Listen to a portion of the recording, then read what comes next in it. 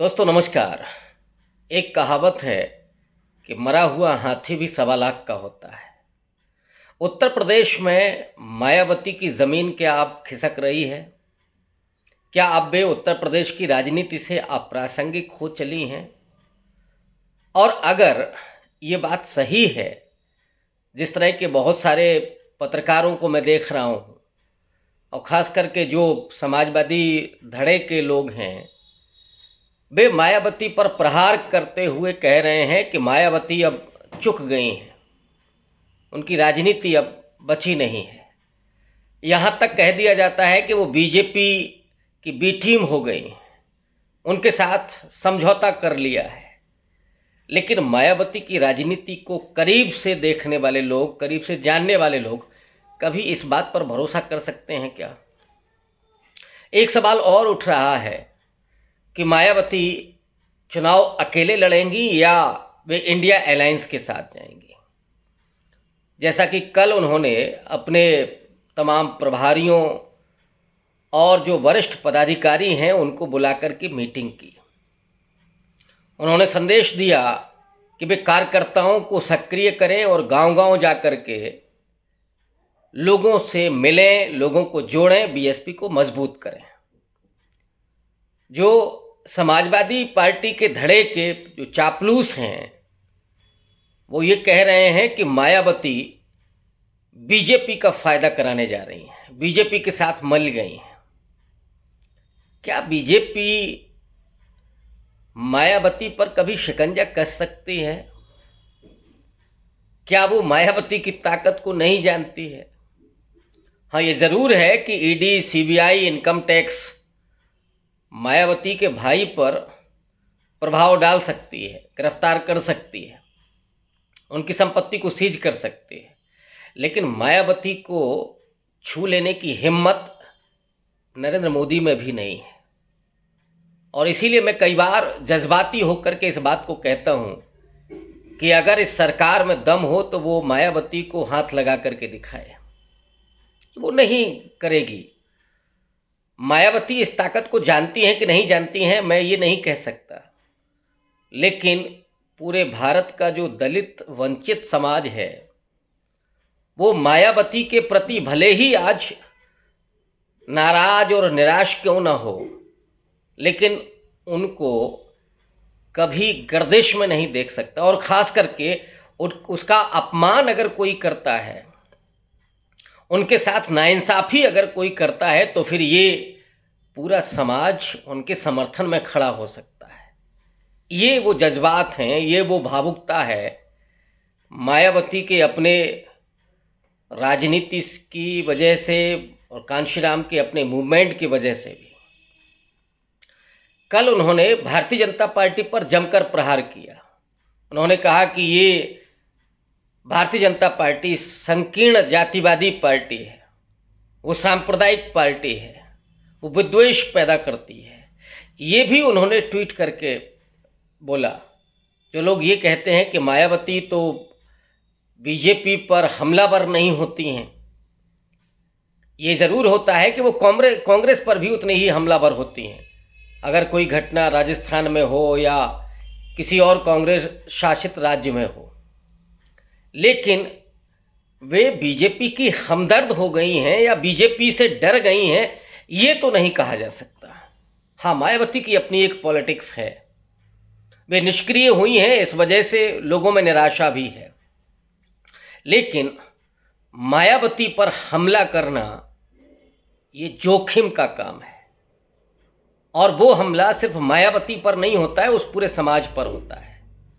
ये गलती अगर समाजवादी खेमे के चापलूस मंडली करती है तो उनको खामियाजा भुगतना पड़ सकता है।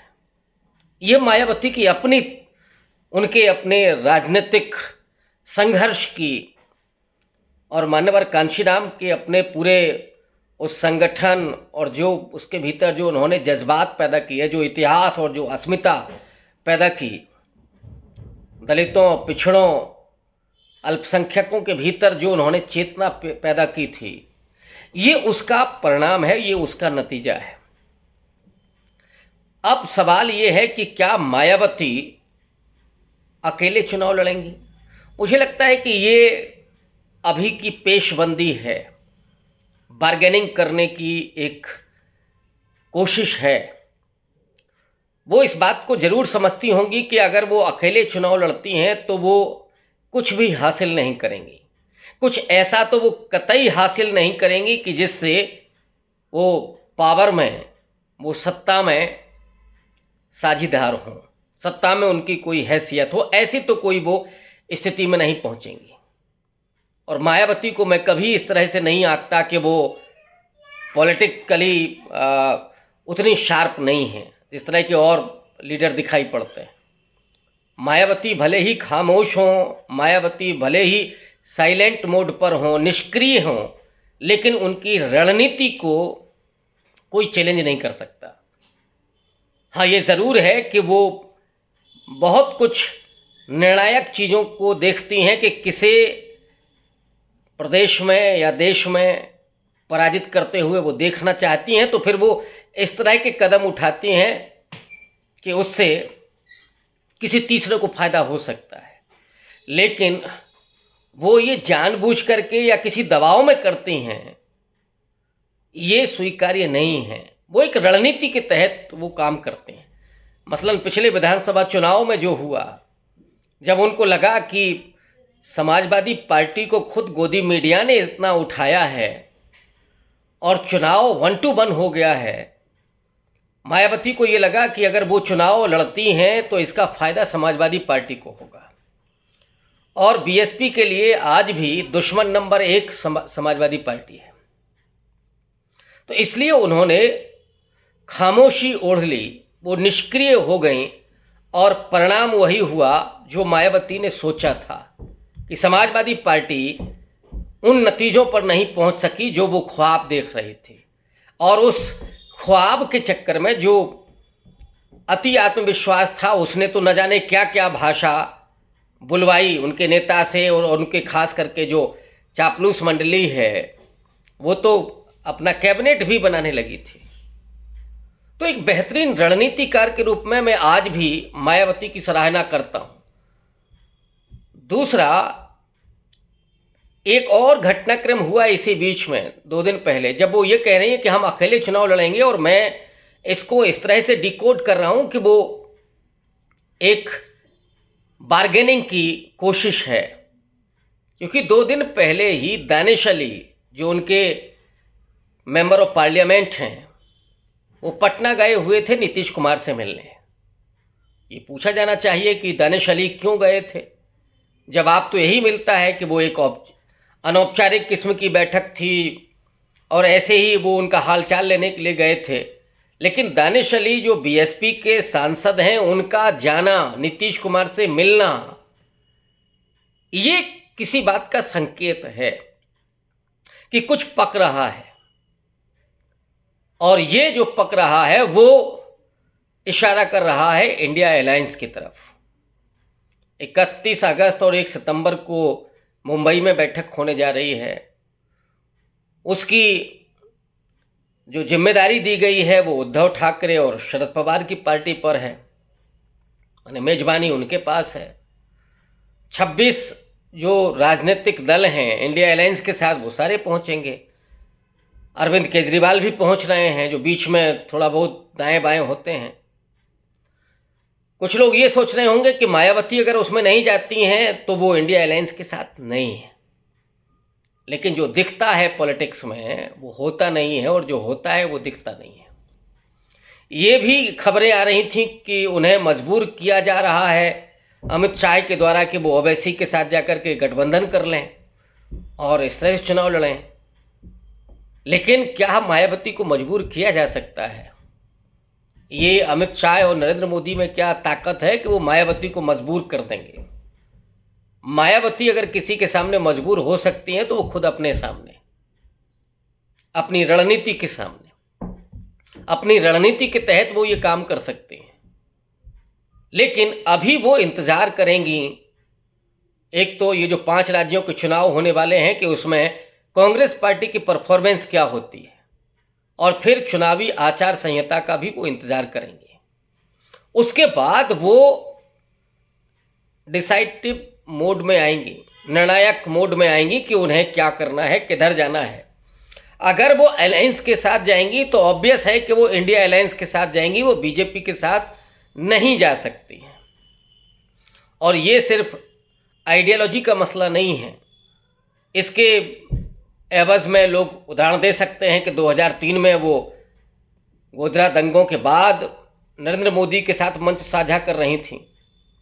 वो तब की रणनीति थी मायावती की, उस समय वो भारतीय जनता पार्टी के समर्थन से सरकार चला रही थी।